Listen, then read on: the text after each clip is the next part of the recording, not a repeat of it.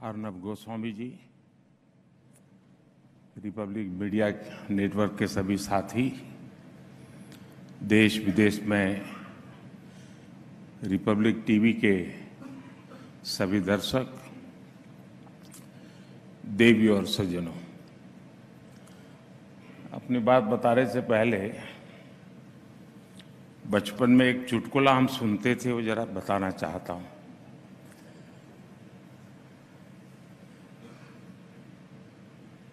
एक प्रोफेसर थे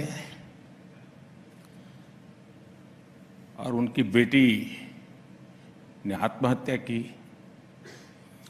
तो एक चिट छोड़ करके गई कि मैं जिंदगी में थक गई हूं, मैं जीना नहीं चाहती हूं, तो मैं कांकरिया तालाब में कूद करके मर जाऊंगी। अब सुबह देखा बेटी घर में नहीं है, तो बिस्तर में चिट्ठी मिली, तो पिताजी को बड़ा गुस्सा आया। बोले, मैं प्रोफेसर, इतने साल मैंने मेहनत की, अभी भी बोले कांकरिया स्पेलिंग गलत लिख के जाती है।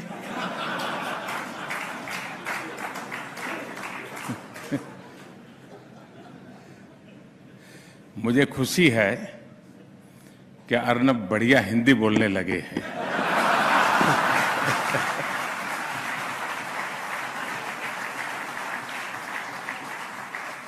उन्होंने क्या बोला वो तो मैंने सुना नहीं, लेकिन हिंदी ठीक है कि नहीं वो बराबर ध्यान से सुन रहा था।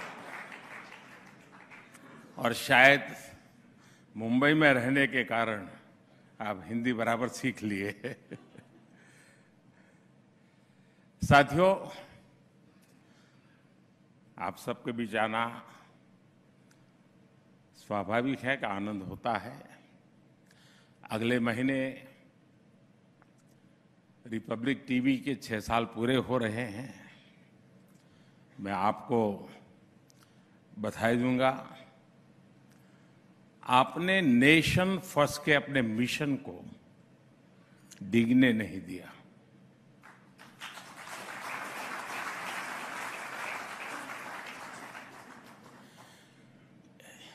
हर प्रकार के रोड़े रुकावटों के बावजूद आप डटे रहे।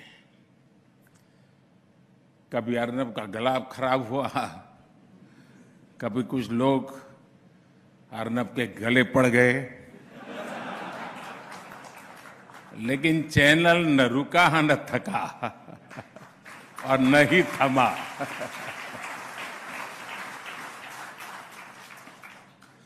साथियों, 2019 में जब मैं रिपब्लिक समिट में आया था, तब उस समय की थीम थी इंडियाज मूवमेंट, और इस थीम की पृष्ठभूमि में देश की जनता से मिला जनादेश था। अनेकों दशकों बाद भारत की जनता ने लगातार दूसरी बार प्रचंड बहुमत वाली स्थिर सरकार बनाई थी। देश को ये विश्वास हो गया था कि इंडियाज मूवमेंट आ गया है। आज 4 वर्ष बाद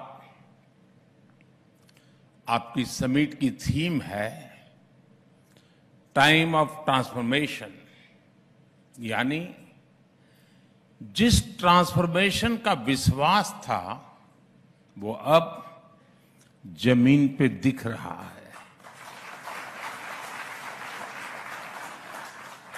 साथियों, आज देश में जो बदलाव आ रहा है उसकी दिशा क्या है, इसको मापने का एक तरीका है अर्थव्यवस्था के विकास और विस्तार की गति। भारत को $1 ट्रिलियन की अर्थव्यवस्था बनने में लगभग 60 साल लगे, 60 इयर्स। 2014 तक हम लोग किसी तरह $2 ट्रिलियन के मार्क तक पहुंच पाए थे। यानी 7 दशक में $2 ट्रिलियन की अर्थव्यवस्था। लेकिन आज हमारी सरकार के 9 वर्ष बाद भारत आज लगभग $3.5 ट्रिलियन इकोनॉमी वाला देश है।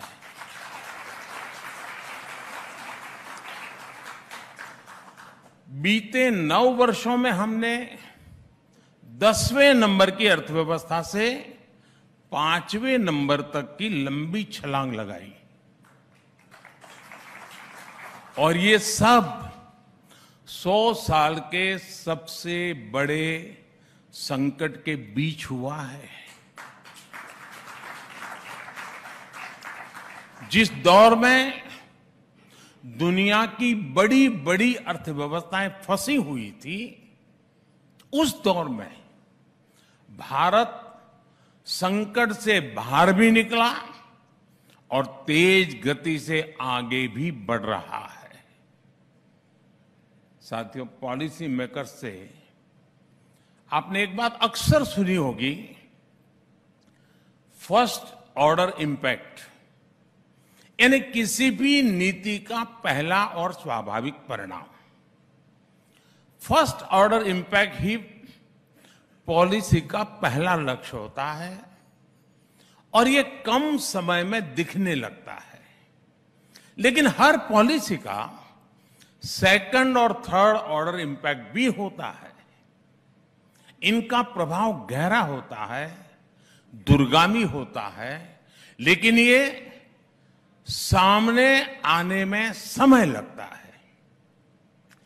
इसकी कंपैरेटिव स्टडी करने के लिए, विस्तार से समझने के लिए हमें कई दशक पीछे जाना पड़ेगा।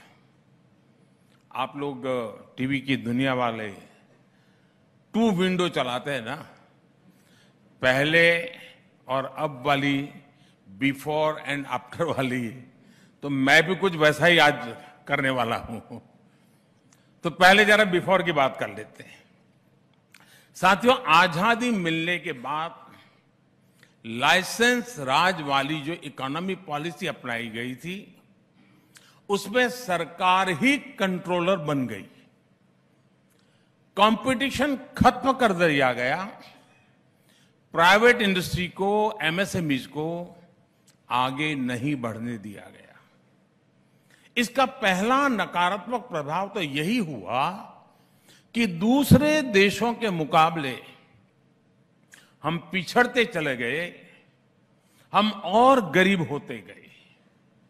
उन नीतियों का सेकंड ऑर्डर इंपैक्ट और भी बुरा हुआ। भारत की कंजम्पशन ग्रोथ दुनिया के मुकाबले बहुत कम रह गई। इसकी वजह से मैन्युफैक्चरिंग सेक्टर कमजोर हुआ और हमने इन्वेस्टमेंट के मौके गंवा दिए। इसका तीसरा प्रभाव यह हुआ कि भारत में इनोवेशन का माहौल ही नहीं बन सका। ऐसे में न ज्यादा इनोवेटिव एंटरप्राइज बने और ना ही ज्यादा प्राइवेट जॉब्स क्रिएट हुई। युवा सिर्फ और सिर्फ सरकारी नौकरी के भरोसे रहने लगे। देश की कई प्रतिभाओं ने तब काम का माहौल ना देखकर देश छोड़ने तक का फैसला कर लिया। ये सब उन्हीं सरकारी नीतियों का थर्ड ऑर्डर इंपैक्ट था। उन नीतियों के इंपैक्ट ने देश के इनोवेशन, हार्डवर्क और एंटरप्राइज की क्षमता को कुचल दिया। साथियों, अब जो मैं बताने जा रहा हूं वो जानकर रिपब्लिक टीवी के दर्शकों को भी जरूर अच्छा लगेगा।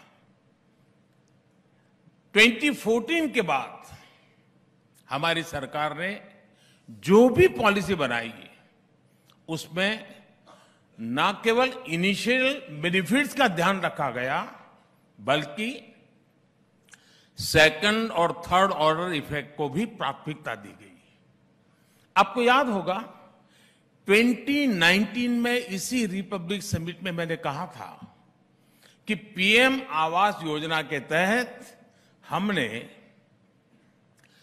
5 साल में 1.5 करोड़ परिवारों को घर दिया है। अब यह आंकड़ा बढ़कर 3.25 करोड़ से ज्यादा हो चुका है। इनमें से ज्यादातर घर, उसका मालिकाना हक हमारी माताओं बहनों के नाम पर है। और आप जानते हैं आज एक एक घर लाखों की कीमत का बनता है, यानी करोड़ों गरीब बहनें, मैं आज बड़े संतोष से कहता हूं, लखपति दीदी बनी है।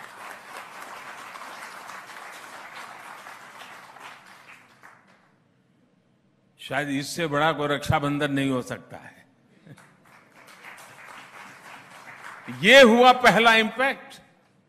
इसका दूसरा परिणाम यह सामने आया कि इस योजना से गांव-गांव में रोजगार के लाखों अवसर तैयार हुए। और आप जानते हैं कि जब किसी के पास अपना घर होता है, पक्का घर होता है, तो उसका आत्मविश्वास कितना बढ़ जाता है, उसकी रिस्क टेकिंग कैपेसिटी कितनी बढ़ जाती है, उसके सपने आसमान को छूने लग जाते हैं। पीएम आवास योजना ने देश के गरीब का आत्मविश्वास नई ऊंचाई पर पहुंचाया। साथियों, कुछ दिन पहले ही मुद्रा योजना के 8 वर्ष पूरे हुए हैं। ये योजना माइक्रो और स्मॉल एंटरप्रेन्योर्स को फाइनेंशियल सपोर्ट देने के लिए शुरू की गई थी। मुद्रा योजना के तहत 40 करोड़ से अधिक लोन बांटे गए, जिनमें करीब 70% महिलाएं हैं। इस योजना का पहला प्रभाव तो स्वरोजगार में बढ़ोतरी के रूप में हमारे सामने है। मुद्रा योजना हो, महिलाओं के जनधन अकाउंट खुलना हो, या फिर सेल्फ हेल्प ग्रुप को प्रोत्साहन, आज इन योजनाओं से देश में एक बड़ा सामाजिक बदलाव होते हुए हम देख सकते हैं। इन योजनाओं ने आज परिवार के डिसीजन मेकिंग प्रोसेस में महिलाओं की मजबूत भूमिका स्थापित कर दी है। अब ज्यादा से ज्यादा महिलाएं जॉब क्रिएटर की भूमिका में आ रही है। देश की बढ़ती हुई अर्थव्यवस्था को मजबूती दे रही है। साथियों, पीएम स्वामित्व योजना में भी आप फर्स्ट, सेकंड और थर्ड ऑर्डर इंपैक्ट अलग अलग देख सकते हैं। इसके तहत लेटेस्ट टेक्नोलॉजी का उपयोग करके गरीबों को प्रॉपर्टी कार्ड दिए गए, जिससे उन्हें संपत्ति की सुरक्षा का भरोसा मिला। इस योजना का एक और असर ड्रोन सेक्टर पर देखा जा सकता है, जिसमें मांग और विस्तार की संभावनाएं लगातार बढ़ रही है। पीएम स्वामित्व योजना को शुरू करने करीब करीब 2-2.5 साल हुए हैं, बहुत समय नहीं हुआ है, लेकिन इसका भी सोशल इंपैक्ट दिखने लगा है। संपत्ति कार्ड मिलने पर आपसी विवाद की आशंका कम हो गई है। इससे हमारी पुलिस और न्यायिक व्यवस्था पर लगातार बढ़ रहा दबाव कम हो रहा है। इसके साथ ही गांव में जिस प्रॉपर्टी के कागज मिल गए हैं, उन्हें अब बैंकों से मदद मिलना और भी आसान हो गया है। गांव की इन प्रॉपर्टीज की कीमत भी बढ़ गई है। साथियों, फर्स्ट ऑर्डर, सेकंड ऑर्डर और थर्ड ऑर्डर इंपैक्ट के मेरे पास इतनी केस स्टडीज है कि आपका run down he out of order हो जाएगा। बहुत सारा समय इसी में निकल जाएगा। डीबीटी हो, बिजली, पानी, टॉयलेट जैसी सुविधाएं गरीब व्यक्ति तक पहुंचाने की योजनाएं हो, इन सभी ने ग्राउंड लेवल पर एक क्रांति ला दी है। इन योजनाओं ने देश के गरीब से गरीब व्यक्ति को भी सम्मान और सुरक्षा के भाव से भर दिया है। देश में गरीब को पहली बार सिक्योरिटी भी मिली है, डिग्निटी भी मिली है। जिन्हें दशकों तक यही एहसास दिलाया गया था कि वो देश के विकास पर बोझ है, वो आज देश के विकास को गति दे रहे हैं। जब सरकार ये योजनाएं शुरू कर रही थी तो कुछ लोग हमारा मजाक उड़ाया करते थे, लेकिन आज इन्हीं योजनाओं ने भारत के तेज विकास को गति दी है। ये योजनाएं विकसित भारत के निर्माण का आधार बन रही है। साथियों, बीते 9 वर्षों से गरीब, दलित, वंचित, पिछड़ा, आदिवासी, सामान्य वर्ग, मध्यम वर्ग, हर कोई अपने जीवन में स्पष्ट बदलाव अनुभव रहा है। आज देश में बहुत सिस्टमेटिक अप्रोच के साथ काम हो रहा है।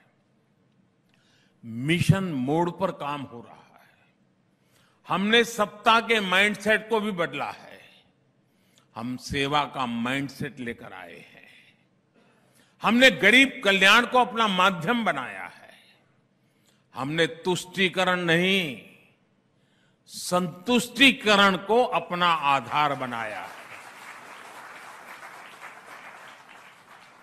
इस अप्रोच ने देश के गरीब और मध्यम वर्ग के लिए एक डिफेंसिव शील्ड, सुरक्षा का कवच का निर्माण कर दिया है। इस सुरक्षा कवच ने देश के गरीब को और गरीब होने से रोक दिया है। आप में से बहुत कम लोगों को पता होगा कि आयुष्मान योजना ने देश के गरीबों के 80,000 करोड़ रुपए खर्च होने से बचाए हैं। जो गरीब के जेब से जाने वाला था, अगर ये योजना न होती तो इतने ही पैसे गरीब को अपनी जेब से खर्च करने पड़ते। सोचिए, हमने कितने ही गरीबों को और गरीब होने से बचा लिया है। संकट के समय काम आने वाली ये अकेली योजना नहीं है, बल्कि सस्ती दवाइयां, मुफ्त टीकाकरण, मुफ्त dialysis, accident insurance, life insurance की सुविधा भी पहली बार करोड़ों परिवारों को मिली है। पीएम गरीब कल्याण अन्न योजना देश की एक बहुत बड़ी आबादी के लिए एक और प्रोटेक्टिव शील्ड है।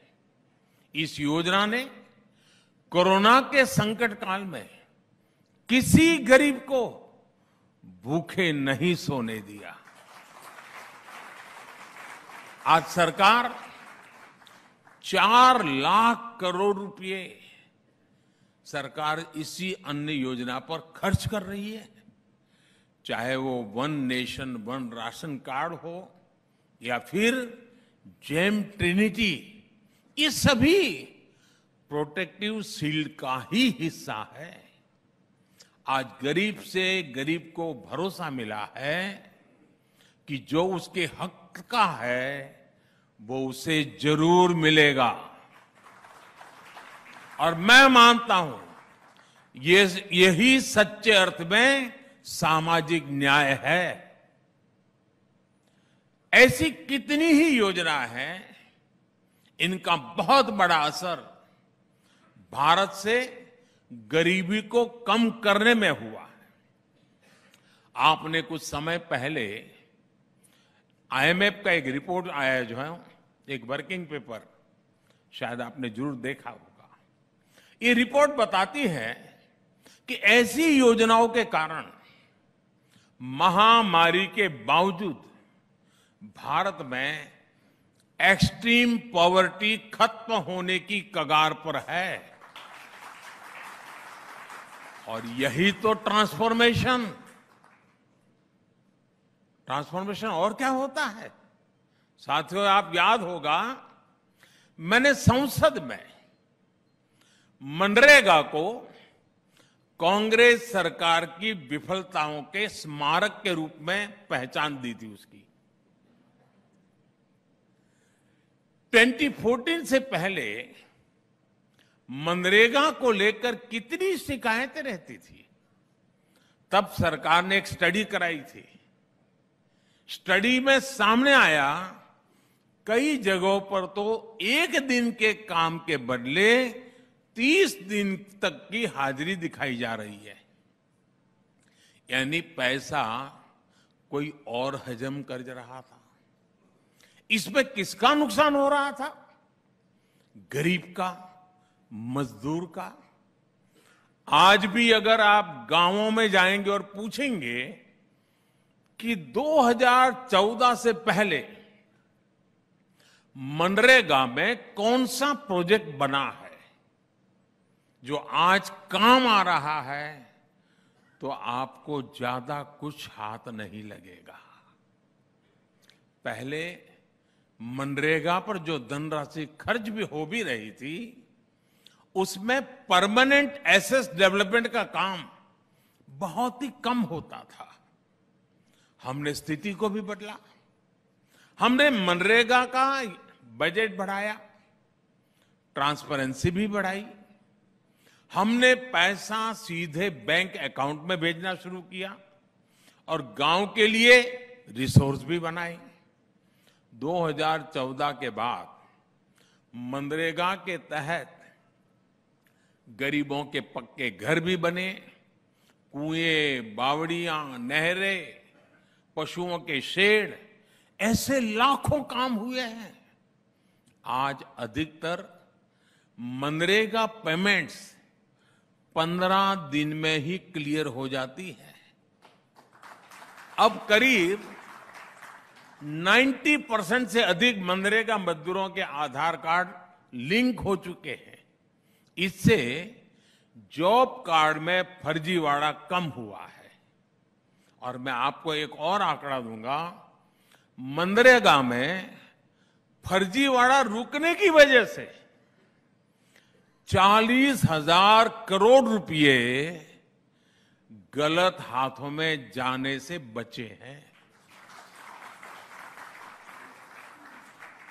अब मनरेगा का पैसा उस गरीब मजदूर के पास जा रहा है जो मेहनत करता है, जो अपना पसीना बहाता है। गरीब के साथ हो रहे उस अन्याय को भी हमारी सरकार ने समाप्त कर दिया है। साथियों, ट्रांसफॉर्मेशन की ये यात्रा जितनी समकालीन है, उतनी ही फ्यूचरिस्टिक भी है। हम आने वाले अनेक दशकों की तैयारी आज कर रहे हैं।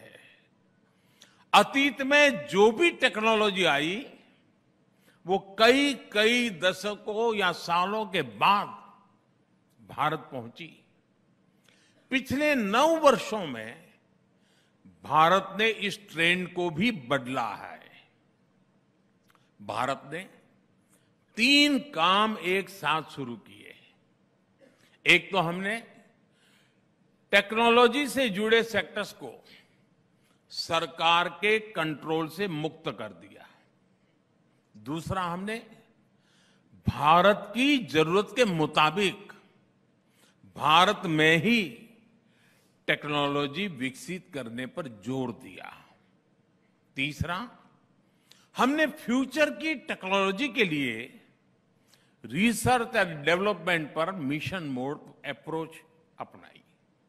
आज आप देख रहे हैं कि देश में किस तरह और कितनी तेजी से 5G का रोल आउट हुआ है। हम दुनिया में सबसे तेज गति से आगे बढ़े हैं। 5G को लेकर भारत ने जो तेजी दिखाई है, जिस तरह अपनी खुद की टेक्नोलॉजी विकसित की है, उसकी पूरी दुनिया में चर्चा हो रही है।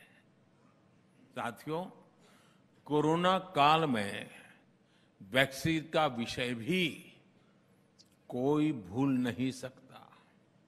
जो पुरानी सोच और अप्रोच वाले लोग थे, वो कह रहे थे कि मेड इन इंडिया वैक्सीन की जरूरत क्या है, दूसरे देश बना ही रहे हैं, वो एक ना एक दिन हमें भी वैक्सीन दे ही देंगे। लेकिन संकट की घड़ी में भारत ने आत्मनिर्भरता का रास्ता चुना और परिणाम हमारे सामने हैं।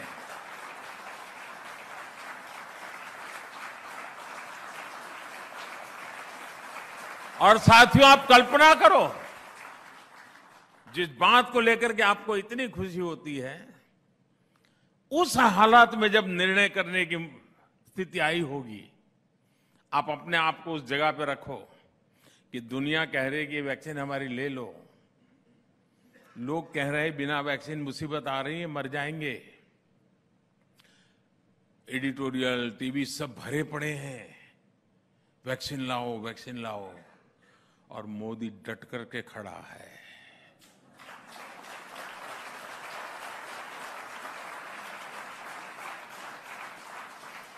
बहुत बड़ा पॉलिटिकल कैपिटल मैंने रिस्क पे लगाया था दोस्तों, सिर्फ और सिर्फ मेरे देश के लिए।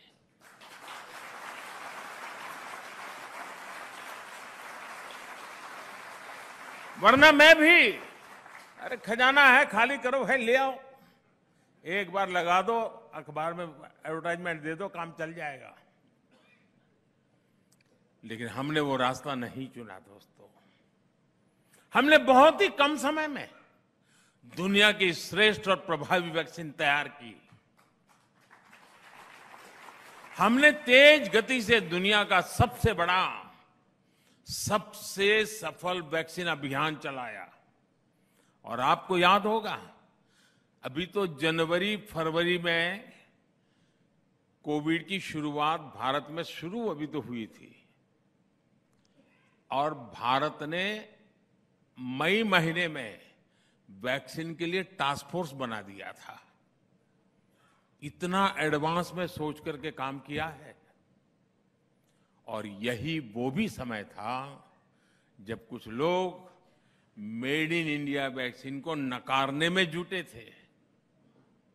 न जाने कैसे कैसे शब्द प्रयोग किए थे, पता नहीं किसका दबाव था, जाने क्या स्वार्थ था कि ये लोग विदेशी वैक्सीन के इंपोर्ट की पैरवी कर रहे थे। साथियों, हमारा डिजिटल इंडिया अभियान की भी आज विश्व भर में चर्चा है। मैं पिछले दिनों G20 समिट में बाली गया था।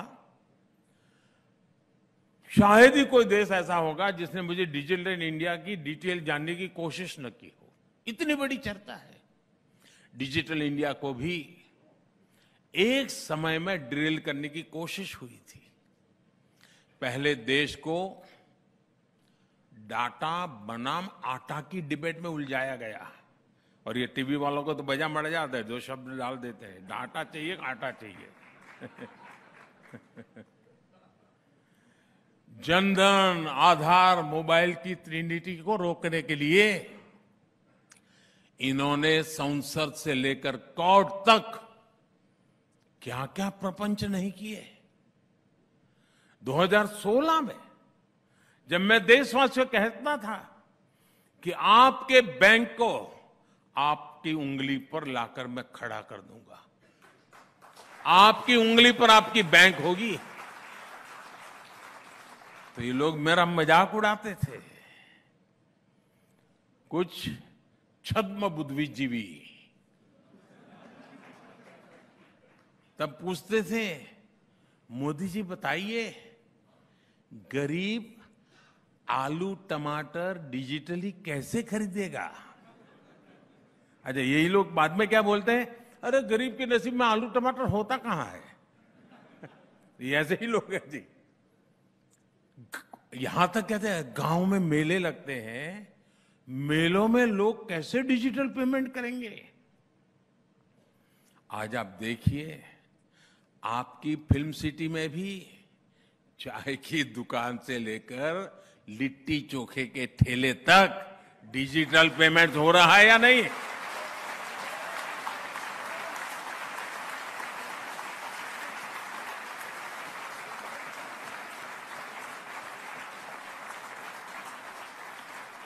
आज भारत उन देशों में है जहां डिजिटल पेमेंट्स सबसे ज्यादा हो रहा है दुनिया की तुलना में। साथियों, आप लोग सोचते होंगे कि आखिर ऐसा क्यों है कि सरकार इतना काम कर रही है, जमीन पर लोगों को उसका लाभ भी मिल रहा है, फिर भी कुछ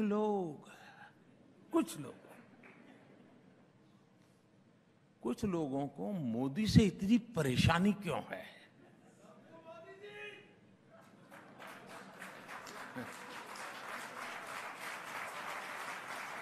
अब इसके बाद मीडिया वालों का समय शुरू होता है।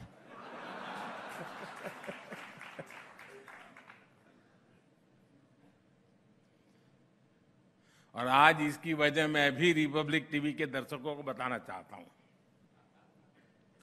ये जो नाराजगी दिख रही है ना, ये जो बवाल हो रहा है, वो इसलिए है क्योंकि कुछ लोगों की काली कमाई के रास्ते मोदी ने हमेशा हमेशा के लिए बंद कर दिए।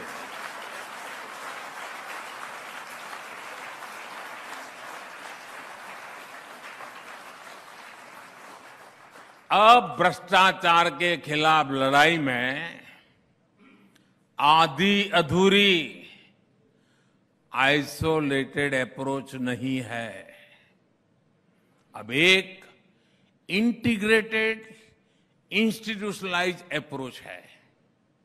ये हमारा कमिटमेंट है।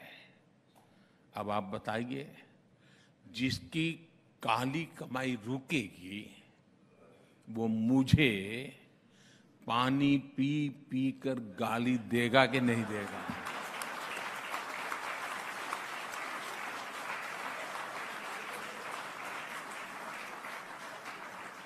वो कलम में भी जहर भर देता है। आप ये जानकर हैरान रह जाएंगे कि जेम ट्रिनिटी, उसकी वजह से सरकारी स्कीम्स के करीब 10 करोड़, आंकड़ा कम नहीं है साहब, 10 करोड़ फर्जी लाभार्थी बाहर हो गए हैं।